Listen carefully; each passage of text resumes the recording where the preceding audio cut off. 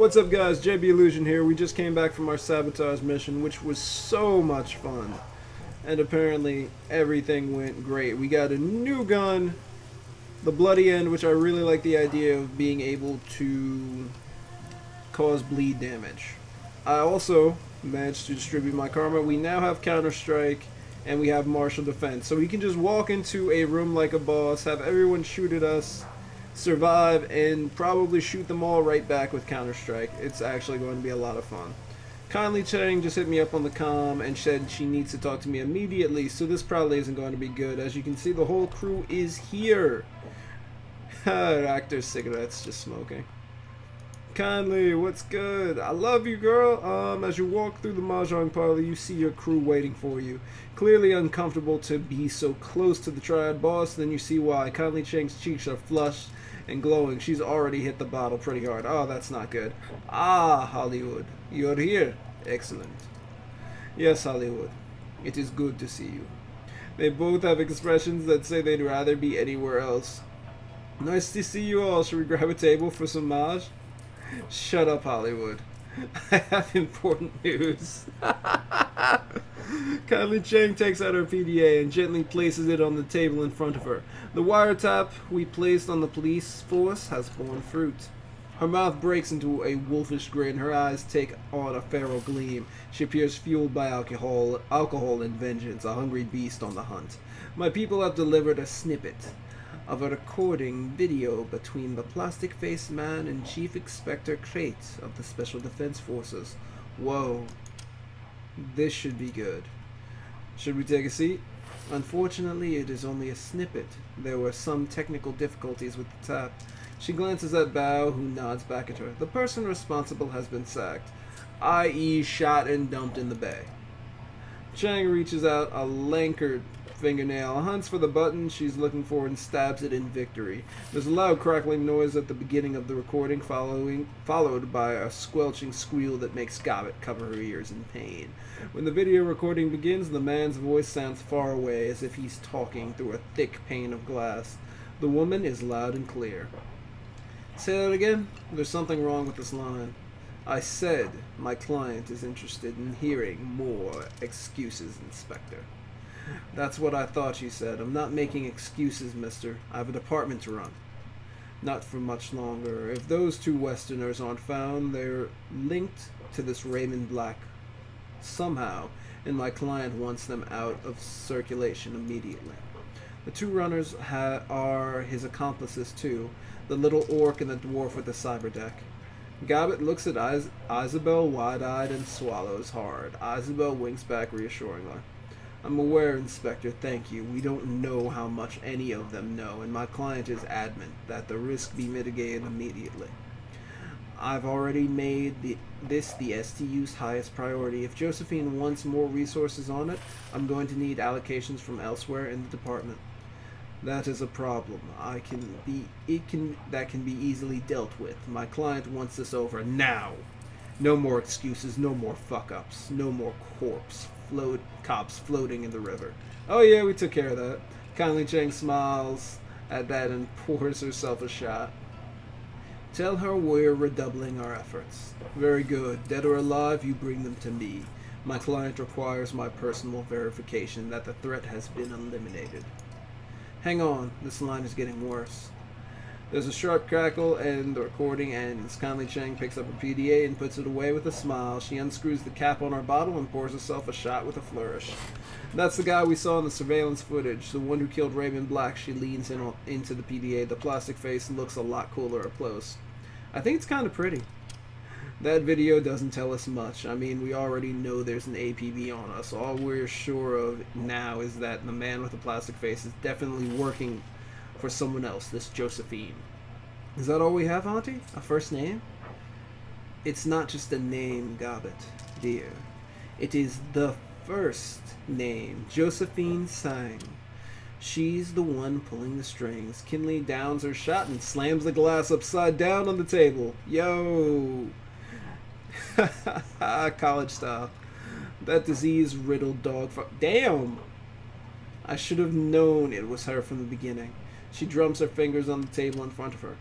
And she had nerve to call down the heat on my runners, on Nightjar, on that Scrabbus fossil is that Scrabbus fossil's going to pay.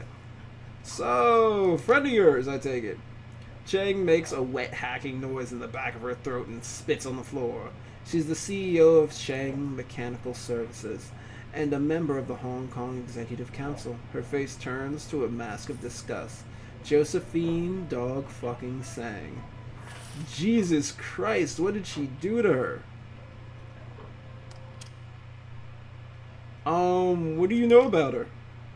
She was Hong Kong's Philanthropist of the Year 2054 through 2055. Children's hospitals, homeless shelters, food distribution centers. Good causes and the kind that get good PR because people are too lazy and myopic to look for the real people doing the hard work. The face-to-face with the poor work. Don't be so cynical, Isabel. Auntie Chang smiles at her sweetly. Coming face-to-face with the unsanitized for video poor is distasteful, dear. You know that. Beyond being a CEO and philanthropist, I also know that Josephine Sang is a lying, conniving bitch. Philanthropist and bitch. Those two things sound mutually exclusive. She snorts to Elizabeth. Wake up, Hollywood. Power is power, whether you're providing children with 3 hots and a cot or you're negotiating a treaty with a multinational. It's all the same. It doesn't sound like you like her very much. Whatever gave you that impression, my sweet? Her wolfish smile returns. No, my darling. I don't like Josephine Sang, and I'm going to fuck her up. I'm going to fuck her up bad. Okay. Care to elaborate, Auntie? No. She quickly picks up a bottle of swill. Its turpentine fumes drift. Ooh, she's drinking the hard stuff. Not now, not today. But you'll be there, my darling. I'll make it a party. Alright, let's cut to the chase. What's the next step? There's nothing we can do to touch Josephine Sang, as much as I hate to admit it. But the plastic-faced man is a different story. He's a third-party operative who's been careless, and he'll live to regret it. Her little black eyes turn stony for a while. If Sang thinks she can take out 2 of my runners and get away with it, I'm going to have to explain things to her.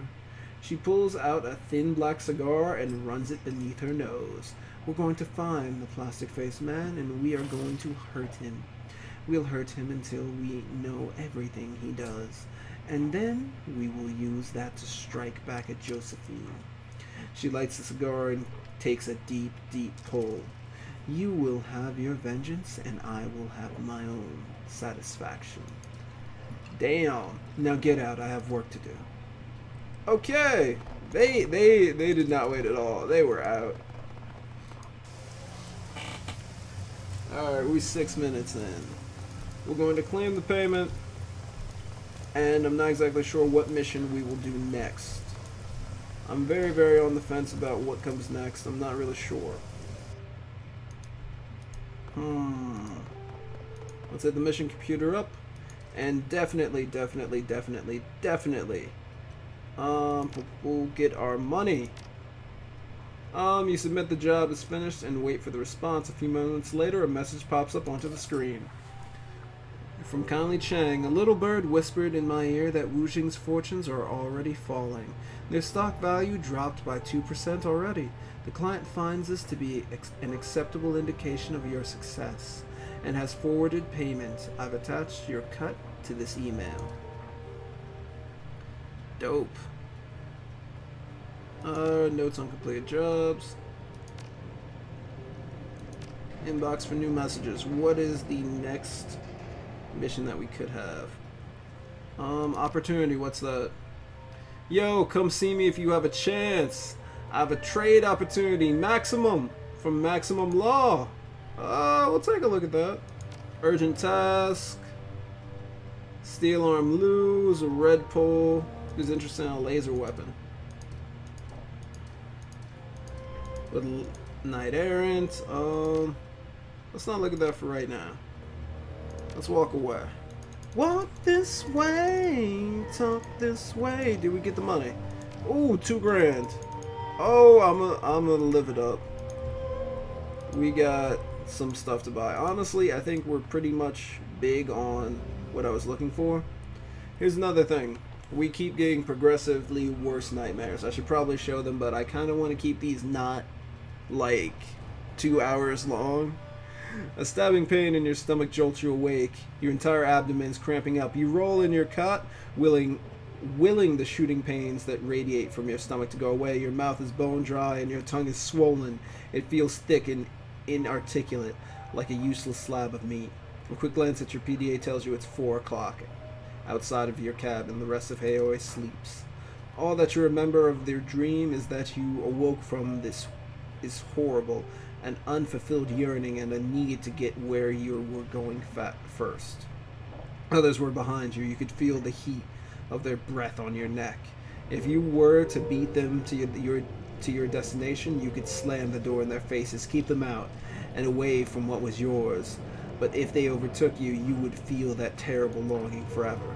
As you grasp at your last fleeting memories of the dream, a wave of exhaustion washes over you. It feels like you've been drugged. You collapse back into your cot and into a black, dreamless sleep. When you open your eyes, the sun filters in under your door. It's morning. All of these dreams do have a specific purpose. I'm not going to tell you exactly what, but basically, there's something going on in the walled city. And every time someone dreams about the walled city, it's more than a dream. There's Raktar. We have Gaichu. I would like to ask Gaichu about the last mission that we had.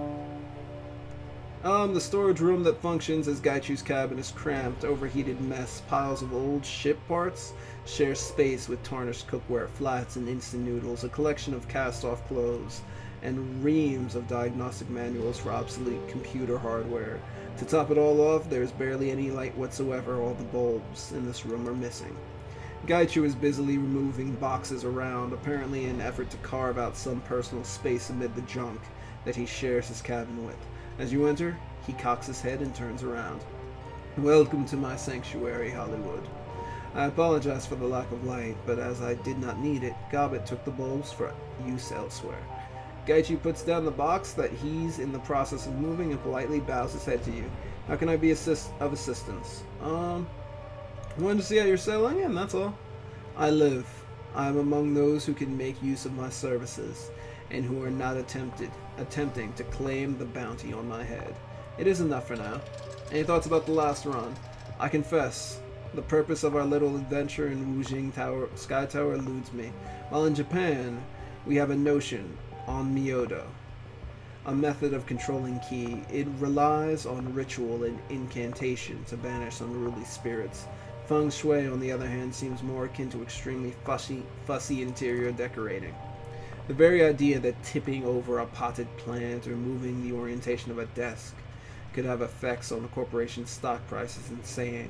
Yet as we were working, I could see the flow of magic changing. Perhaps this manner of luck manipulation is unique to China. It certainly would not work in Osaka. Is there anything else I can do for you? You having crazy dreams? Yes, I have indeed. I thought that I was alone in this. Nah, you ain't alone, bro. I saw a vision of shadowy shapes, rows upon rows of sharp teeth, and a stench of sulfur.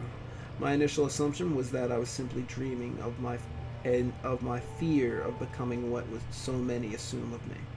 A monster without a mind. Gaichu considers this, cradling his chin between 2 fingers. Does this coincide with a dream you had? Yes, the very same. Curious, a shared hallucination, perhaps. Flows in the Hong Kong ley lines? It is interesting that I had the same dream as you. While I was in Wampa Garden and you were here, were that not the case? I would call this boat haunted. Do you think it means anything? I have no idea, and frankly I do not care. Omens and portents are powerful inducements to behave foolishly. I would suggest leaving the interpretation of dreams to soothsayers and priests. Alright, peace, Gaichu. See, I really love the characters in this story. There's a definite feel that each person is different and everyone has something to say. As the series goes on, I will definitely put whole episodes to each character, I feel. And the first one is most likely going to be an actor.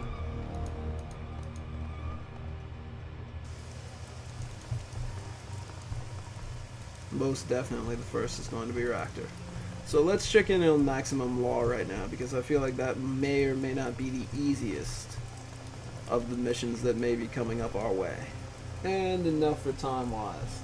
We could at least get it going. Maximum Law surveys the docks from beneath his meticulously patched tarpaulin. Goggled and belted with electronics, his arms folded, his expression stern, a sweat-drenched little king. His boat rocks gently. As you approach, he looks sharply your way and breaks into an awkward smile. Oh, this is gonna get weird. Hey, Hollywood!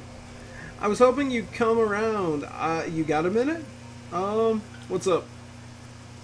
Kindly had Wampa burn your sin. Your lowest stuff Shadowrunning. Yeah, I'm now an unusual asset. Wicked. That's pretty ironclad, Hollywood. Pretty vicious. If you do good, you'll be noticed. Listen, if you got info about runs, I can make it worth something. We Wampans. Okay, worth something? Credits. Yeah, I can hook you up with something, maybe creds, maybe some sweet programs.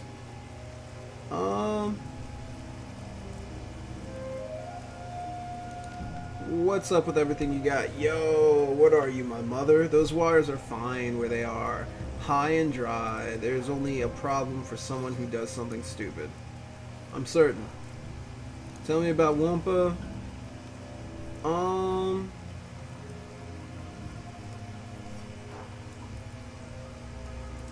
You seem very outspoken. I'm more outspoken, yo. Oh, yo. I don't need the meat space rituals. Modesty isn't effective.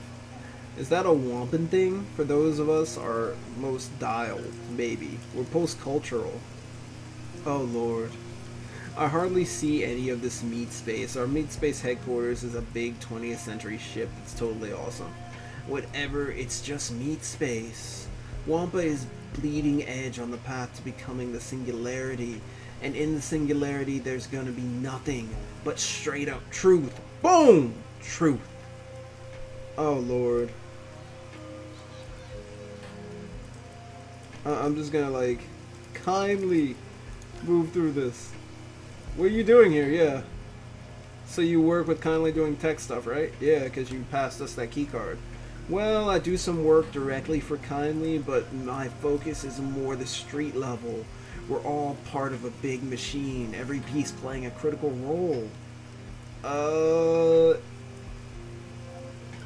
So... sounds like you're entry level. Law shrugs. Whatever, I know who I am. You don't need to... You don't need to. More important, I'm Wampin. I know what we are. They got coders, deckers, and criminals, right? We do tech for anyone in Kong. Outside the corporate umbrellas, anyone can use our networks if they pass our vetting and can pay what we bring. Pay for what we bring. Want to ask something else? Thanks for telling me. Outsiders don't understand. Maybe you can if you're really smart. We're in a whole different world. Time's wasting, Hollywood. About the Wampan Elders, Law erupts into a torrent of livid, awkward profanity, cursing furiously. When Magpie gets back, the shit is going down. We're gonna spike these bastards with so much black eye see that their brains are gonna turn into pudding. And we're gonna feed that pudding to the fucking dogs. Oh, he's pissed about what they did. He folds his arms and almost comical snarl on his face. I'm not surprised the elders got themselves killed. Figures well Magpie will know what to do. We'll take care of this. You seem fond of Magpie. Magpie's the best of the bunch. She's brilliant. She's a wicked coder and a Nova decker. Plus, she knows the infrastructure. The others, they were okay. They had skills. Except for NG. She was all woo-woo and couldn't code or build shit. but she always wanted to get in the middle of things with her blathering.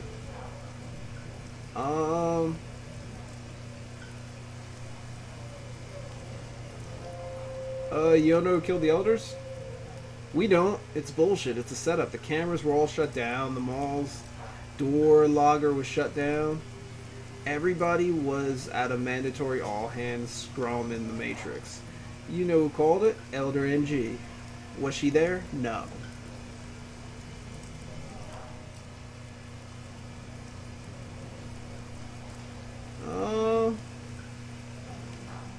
Sorry, don't know anything else of use. Yeah, nobody does. Well, if you find something, bring it to me.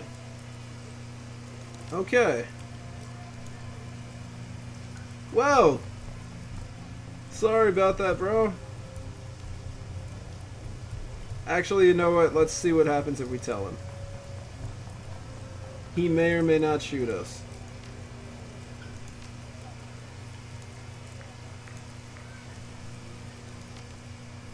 I got some metadata for you.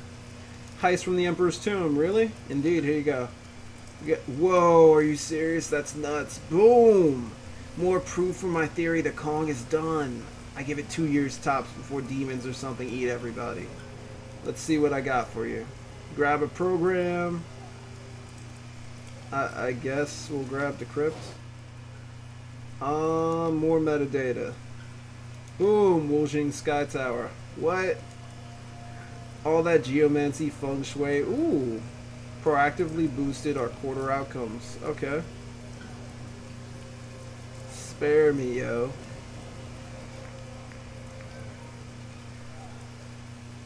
Okay, we shot everybody. Boom, that's what I'm talking about. Let me see what I got for you. I want some money. Okay. You gotta go, yeah. So maybe I possibly should have told him about what happened with the elders. I'm thinking maybe I probably should have, maybe I shouldn't have. But up next we're going to have our Raptor-centric episode. It's most likely going to be a 2-part, so please stay tuned. Thank you guys for watching. Peace.